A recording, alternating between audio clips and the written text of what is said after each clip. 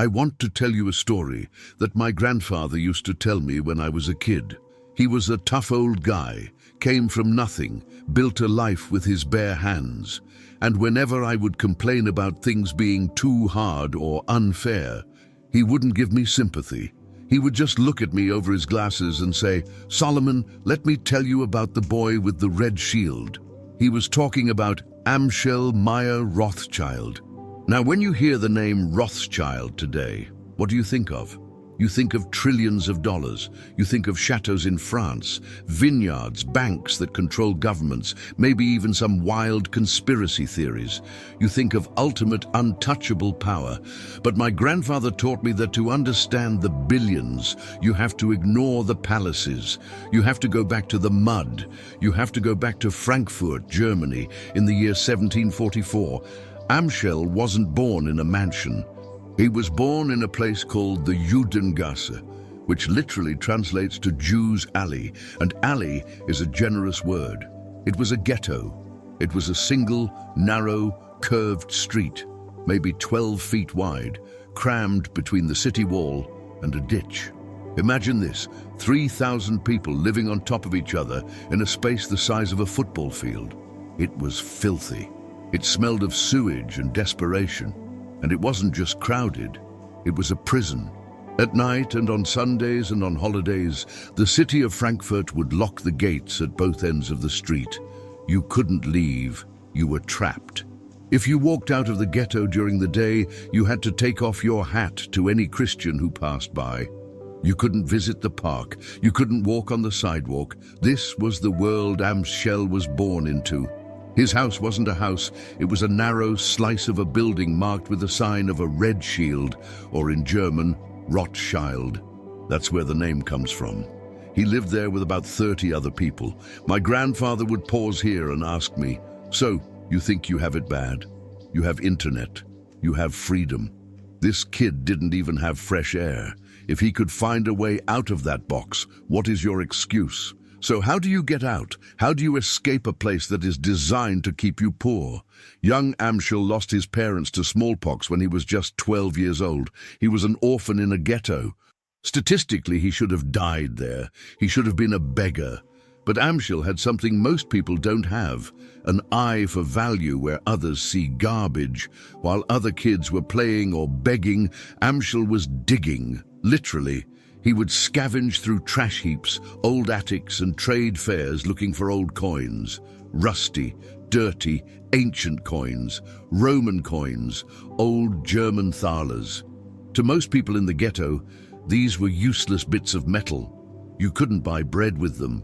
But Amschel knew something about human psychology. He knew that rich people, the princes and the dukes, living outside those locked gates, were bored. They were obsessed with status. And back then, collecting rare coins was the trendy hobby for the aristocracy. It was like collecting NFTs or vintage watches today. He realized that one man's trash is a prince's treasure. He started cleaning these coins up. He would polish them until they shined. He would research their history so he could tell a story about them. He catalogued them. Think about the hustle here. He is a teenager living in squalor, but he is teaching himself numismatics, the study of currency. He transformed himself from a ghetto kid into a curator of history. My grandfather used to say, "Solomon, you don't get rich by doing what everyone else does. You get rich by finding what the rich people want and figuring out how to get it to them." Amschel was building the first bridge over the ghetto walls, and that bridge was built out of old, rusty pennies. But here is the real secret, the Rothschild secret that built the dynasty.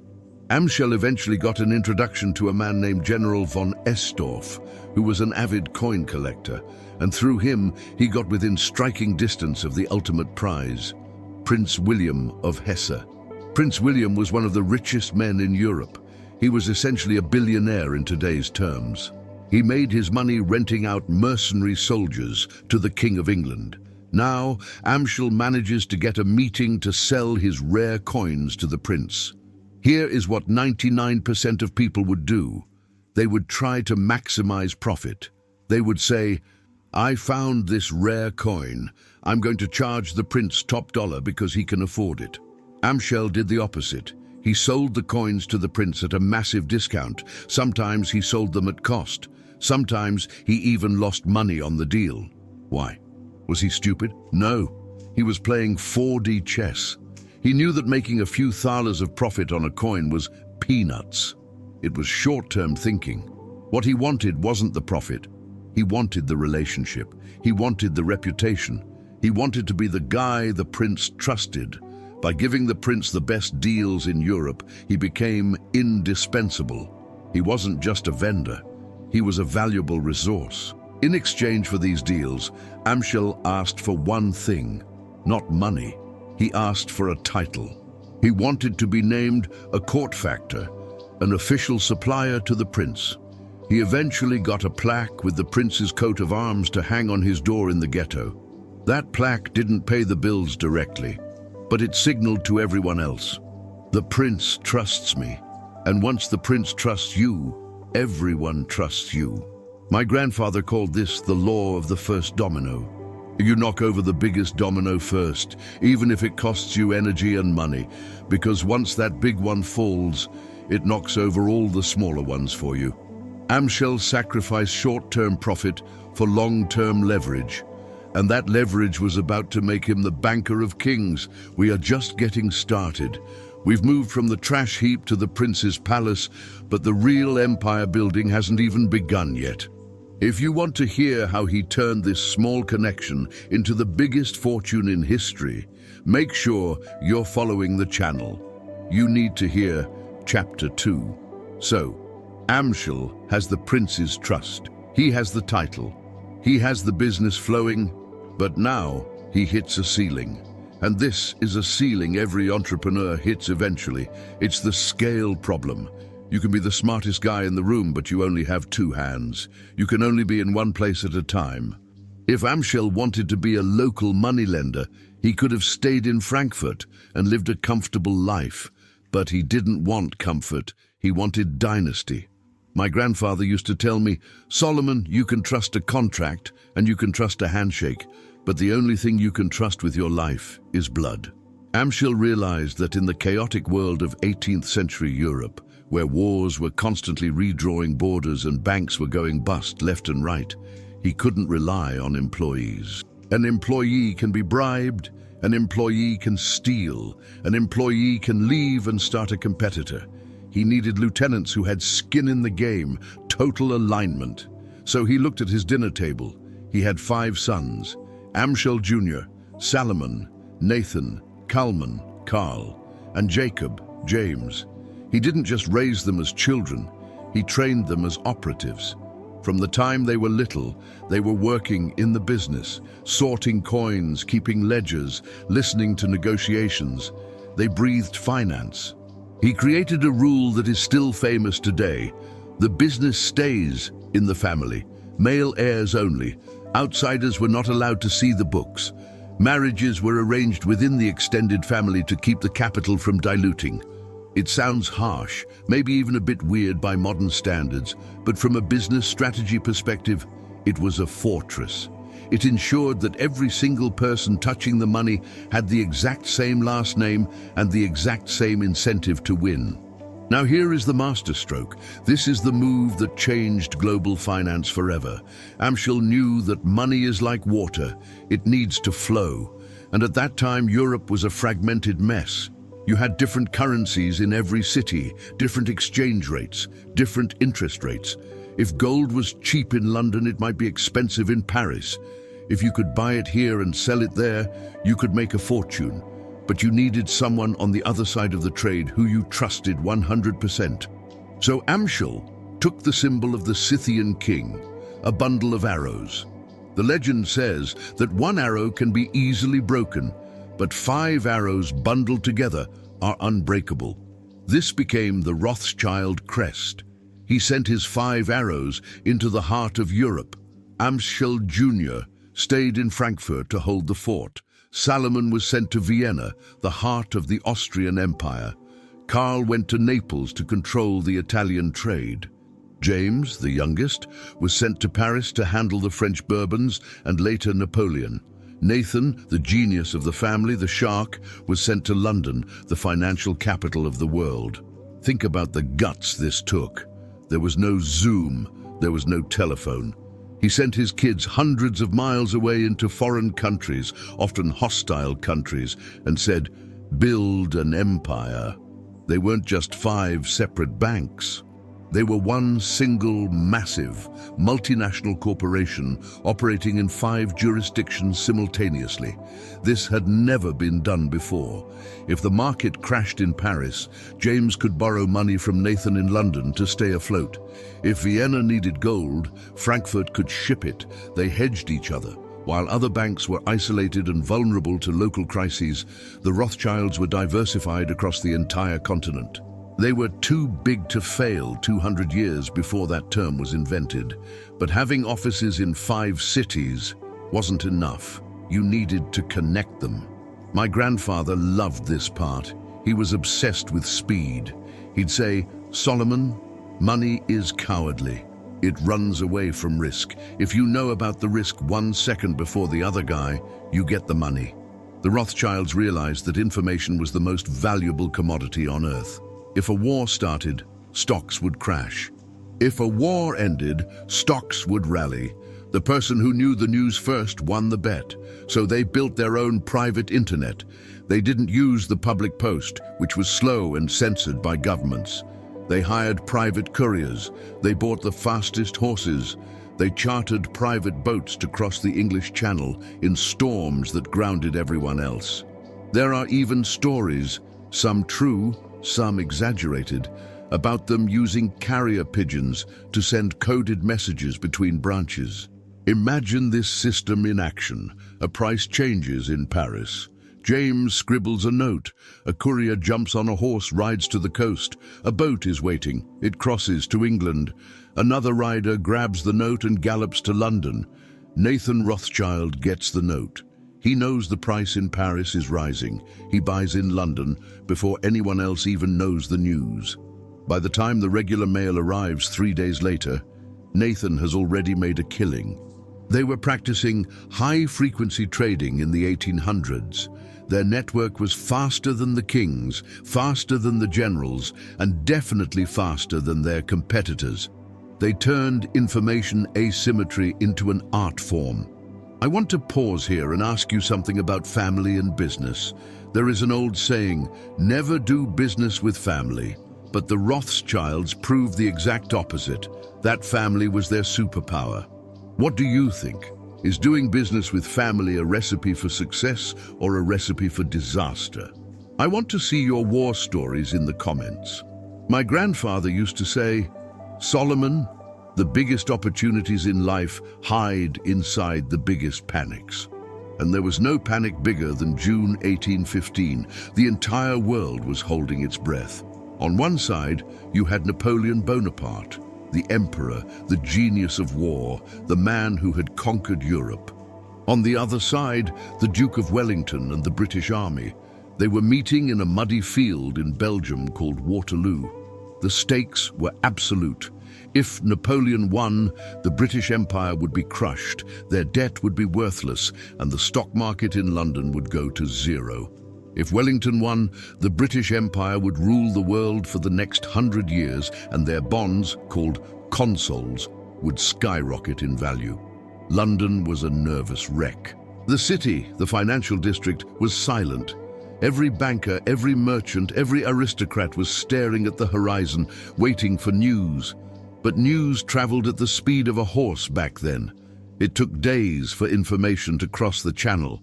Nathan Rothschild was there, standing by his favorite pillar in the London Stock Exchange. He was the arrow in London, remember? And by this point, he was already a heavy hitter. People knew that the Rothschild network was faster than the government's. So they weren't watching the news, they were watching him.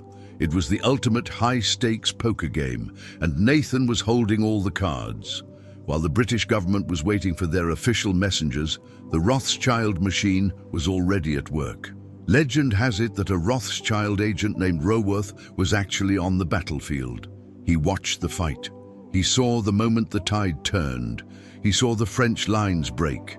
He didn't wait for the celebration. He jumped on a horse and rode like a madman for the coast. When he got to the port of Ostend, a massive storm was raging. No captain wanted to sail. The waves were lethal. But the agent knew that this information was worth more than a ship. He allegedly paid a fisherman a fortune to risk his life and cross the English Channel in a gale. They made it. The agent landed, galloped to London, and delivered the news to Nathan Rothschild. It was the morning of June 20th. The British government wouldn't know the result for another 24 to 48 hours. Nathan Rothschild was literally the only man in London who knew the future. He knew the war was over. He knew the British Empire was safe. Now put yourself in his shoes. You have information that guarantees the market is going to explode upwards. What do? Do you buy? Do you scream victory? No. You use psychology. This is where the story gets legendary. And my grandfather loved this part because it shows that markets aren't driven by math. They are driven by fear. Nathan walked into the stock exchange. He looked grim. He looked sad. He didn't say a word.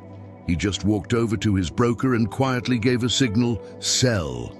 He started dumping British bonds. He sold thousands of them, then tens of thousands. The other traders on the floor saw this. Their hearts stopped. They whispered, Rothschild knows. Rothschild is selling. That means Napoleon won. That means we are ruined. Panic swept the room like a virus. It was a fire sale. Everyone started screaming, sell, sell, sell. The price of British bonds crashed. They plummeted to the floor. People were practically giving them away, trying to salvage pennies on the dollar. Nathan stood there, stone-faced, watching the chaos he created. He watched the price hit rock bottom. He watched the desperation. And then, at the very last second, just before the exchange closed, or depending on which history book you read, just as his shadow agent stepped in, he gave a new signal. A subtle nod. His secret buyers stepped out of the shadows and bought everything. They scooped up the entire market for pennies. They bought the bonds that everyone else was throwing away. The next day, the official news arrived. Wellington won. Napoleon is defeated. The city exploded in celebration.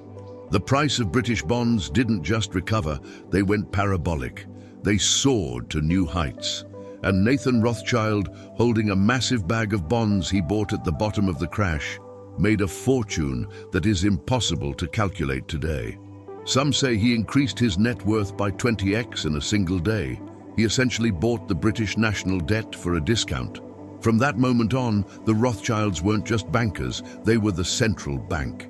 My grandfather would finish the story and say, Solomon, he didn't win because he had more money. He won because he knew the truth when everyone else was paralyzed by a lie. Now I have to ask you an ethical question. This was a brutal move. He manipulated the market using fear to make a fortune. Is this genius business strategy, or is it immoral manipulation? Where do you draw the line? I want to see some debates in the comments on this one. After Waterloo, the Rothschilds were in a league of their own. They weren't just bankers anymore, they were a financial superpower. They had more liquid capital than the Bank of England. My grandfather used to tell me a variation of that old joke. Solomon, if you owe the bank $1,000, that's your problem. If you owe the bank $1 billion, that's the bank's problem. But if you are the bank, well, then you own the world. But this is where the Rothschild secret shifts from making money to controlling outcomes. They started specializing in sovereign debt. This means lending money to governments. Now, why would you lend to a king? Kings are notoriously bad at paying back money.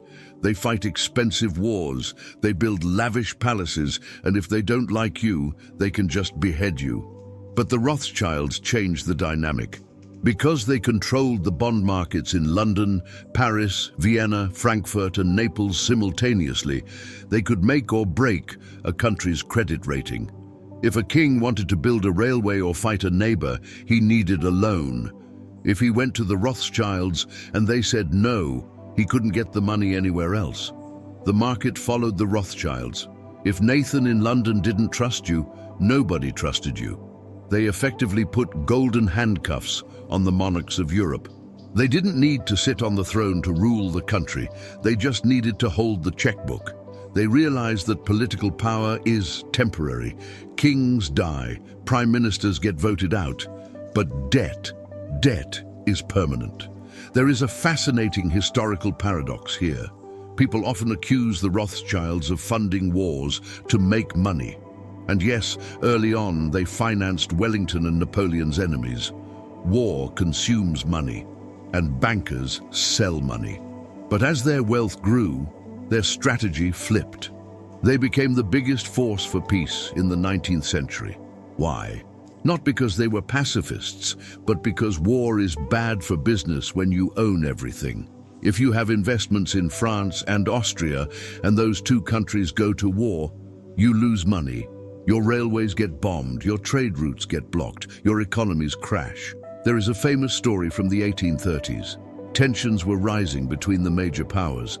The Austrian government wanted to march to war. They went to Salomon Rothschild in Vienna to ask for a massive loan to fund the army. Salomon looked at the books, he looked at his brother's positions in the other countries, and he simply said, no. He refused the loan. Without the cash, the Austrian army couldn't mobilize. The war was cancelled. Think about the magnitude of that power. A private citizen, a man who grew up in a ghetto where he legally wasn't allowed to walk on a sidewalk, just stopped a continental war by closing his ledger. My grandfather called this the veto. He said, Solomon, true power isn't having the biggest army. It's having the ability to turn off the lights. While they were managing kings, they were also looking at the future. They saw the Industrial Revolution coming before anyone else really understood what it meant. Most old money families were obsessed with land and agriculture. The Rothschilds became obsessed with infrastructure. They financed the railways in France. They financed the railways in Austria. They invested in the Suez Canal. They invested in mining. Why? Because of the toll booth effect. If you own the farm, you make money once a year when the harvest comes. But if you own the railroad that takes the harvest to the city, you make money every single time a train moves. You make money on the farmer. You make money on the merchant. You make money on the traveler. They pivoted from being just currency traders to being the owners of the veins of the economy. They literally built the physical network that allowed Europe to modernize. This is a crucial lesson for us today. The Rothschilds didn't just bet on the product, like wheat or coal. They bet on the platform, the train. In today's terms, they didn't buy the apps, they bought the internet. Let's get philosophical for a second. Is it dangerous for unelected bankers to have the power to stop wars? On one hand, they stopped bloodshed. On the other hand, no one voted for them. Does this kind of financial power scare you, or do you think it's necessary to keep politicians in check? Let me know your stance in the comments. My grandfather had a rule. If he made a big deal, he wouldn't buy a new car the next day. He would actually wear his oldest coat. He used to tell me, Solomon, never let the neighbors know you are rich. If they know, they will envy you. If they envy you, they will hate you, and if they hate you, they will vote to take it away. He was channeling the Rothschild philosophy. You see, in the age of Elon Musk and Jeff Bezos, we are used to knowing exactly how much a billionaire is worth. We can track their net worth in real time on Forbes. We know when their stock goes up or down. But if you try to Google, how much is the Rothschild family worth today, you will find a black hole. You will find estimates ranging from 400 billion to 500 trillion. Nobody knows. Why? Because they never took the empire public. Amschel wrote it into his will. No public audit, no public balance sheet. While other tycoons were eager to list their companies on the stock exchange to cash out, the Rothschilds kept everything private. They didn't want shareholders asking questions. They didn't want the government knowing their true liquidity. They understood that information is vulnerability. By staying private, they could take long-term risks that a public CEO could never take. A CEO has to worry about the quarterly earnings report to please Wall Street. The Rothschilds could say, "We are going to lose money on this project for 20 years because we know in year 21 it will own the market." That is a competitive advantage that no public company can beat. There is a universal rule in economics. You hear it in every culture. In America, shirt sleeves to shirt sleeves in 3 generations. In China, wealth does not pass 3 generations. In Brazil, rich father, noble son, poor grandson. The first generation works 18 hours a day to build it. The second generation maintains it, but forgets the struggle. The third generation spends it on parties and art, and the money vanishes. The Rothschilds are the exception to this rule. They are in the 7th and 8th generations, and they are still incredibly wealthy. Ow! They treated the family name like a brand that had to be protected at all costs. They established a family motto: Concordia, Integritas, Industria. Harmony, integrity, industry. But the most important word was harmony. Amschel's will was strict. If a family member wanted to leave the business and take their share of the capital out, they were cut off. You could leave, but the money stayed. This prevented the capital from being diluted. They also, and this is the controversial part, practiced endogamy, cousins marrying cousins. For a long time, they only married within the family or into other ultra-elite Jewish banking families. It sounds strange to us today, but purely from a business standpoint, it was a consolidation strategy. It ensured that no outsider ever got a look at the vault. They turned the family into a fortress. Now, just because they were secretive doesn't mean they lived in caves. They built some of the most ridiculous palaces on earth. Look up Waddesdon Manor in England or Château de Ferrières in France. These places make Versailles look modest, but even their spending was strategic. They became the world's greatest collectors of art and wine. You've heard of Chateau Lafite Rothschild and Chateau Mouton Rothschild, some of the most expensive wine in the world. My grandfather used to say, "Rich people buy liabilities. Wealthy people buy assets that look like toys." When they bought art, they weren't just decorating the walls, they were parking capital in assets that were portable, international, and inflation-proof. If a currency collapsed, a Rembrandt painting was still a Rembrandt painting. They also used their lifestyle for soft power. They would host massive parties for prime ministers and kings. It was in these smoking rooms, over a glass of their own wine, that the real deals were done. They didn't need to lobby the government. They invited the government over for dinner. They understood that you catch more flies with honey than with vinegar.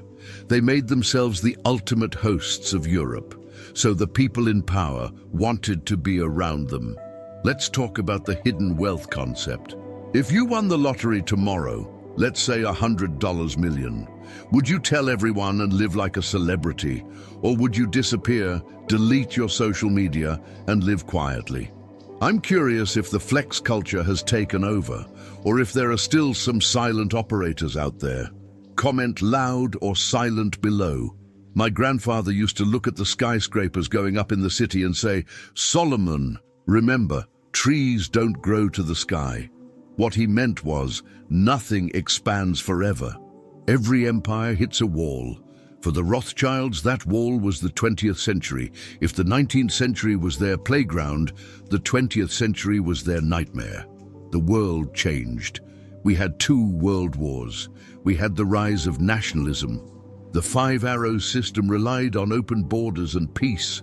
But suddenly, you had Germany fighting England. You had France fighting Austria. The family was literally on opposite sides of the trenches. The communication network that Nathan built was shattered by machine guns and barbed wire. Then came the taxes. Governments realized they could tax inherited wealth. Estate taxes in England and France hit 50%, sometimes 80%.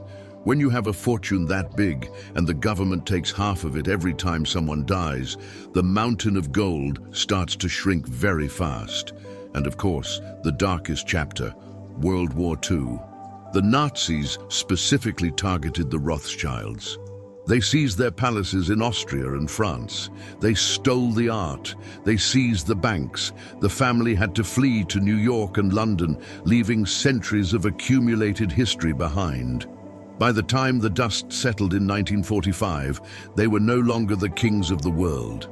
They were just a very wealthy family in a world dominated by massive American corporate banks like JP Morgan and huge institutions like the World Bank. But here is the lesson: they survived. While the Romanovs were executed, while the Habsburgs lost their thrones, the Rothschilds are still here. They took the hit, they reorganized, and they kept going. So, where are they today? Are they running the world? Probably not in the way the conspiracy theorists think. They don't control the weather, they don't own every central bank, but they did something smarter. They pivoted. They realized they couldn't compete with global behemoths like Citibank or HSBC in terms of sheer volume. So they went back to their roots, relationships. They transformed into a boutique advisory firm. Today, the Rothschild & Co. Bank doesn't care about your checking account. They care about mergers and acquisitions. If a massive company wants to buy another massive company, who do they call? They call the Rothschilds to broker the deal. Why? Because for 200 years they have been the keepers of secrets. They act as the consigliere to the ultra-wealthy. They handle the deals that require absolute discretion. They manage the money of other billionaires who trust the brand. They traded absolute power for absolute influence. They are no longer the front-runners making the headlines. They are the guys whispering in the ear of the guy making the headlines. And honestly, that is a safer place to be. So, we come to the end of the story. Why did I tell you all of this? Is it so you can memorize history dates? No. It's because Amschel Mayer Rothschild gave us a blueprint, and you can apply this blueprint today, even if you are starting with zero, just like he did in the ghetto. Let's recap the code, the scavenger mindset. Start where you are. Amschel started with trash. He found value in things others ignored. Stop waiting for a big break and start polishing the rusty coins in front of you. The loss leader. Don't try to squeeze every penny out of your first deal. Give value first. Build the relationship. The profit comes later. The human internet. Information is money. Be the person who knows the trends before they happen. Read what others don't read. Speed wins. Unity. You cannot build an empire alone. Whether it's your biological family or a chosen family of partners, you need a circle of trust that is unbreakable.